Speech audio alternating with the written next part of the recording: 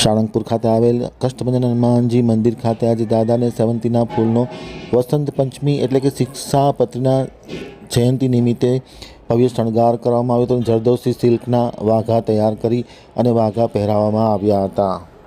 સાળંગપુરથી આમતક ન્યૂઝના bureau હેડ ચિંતન વાગડિયાનો એક વિસ્તૃત અહેવાલ. વસંત પંચમી નિમિત્તે કષ્ટભંજન હનુમાનજી દાદાને કલરફુલ સેવંતીના મિક્સ ફૂલોનો દિવ્ય શણગાર કરવામાં આવ્યો હતો.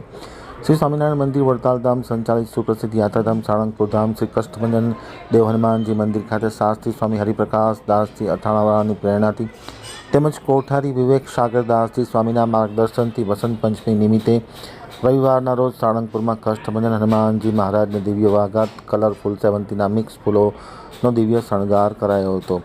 સવારે 5:45 શણગાર આરતી પૂજારી સ્વામી દ્વારા કરવામાં આવી હતી અને શણગાર વિશે આમતક ટીવી સાથેની વાતચીતમાં માહિતી આપતા પૂજારી સ્વામીએ જણાવ્યું હતું કે રંગબેરંગી સેવંતીના મિક્સ ફૂલો વડે દિવ્ય શણગાર કરાયો છે. દાદાને સિલ્કના ફૂલની ડિઝાઇનના વાઘા પહેરાવવામાં આવ્યા છે.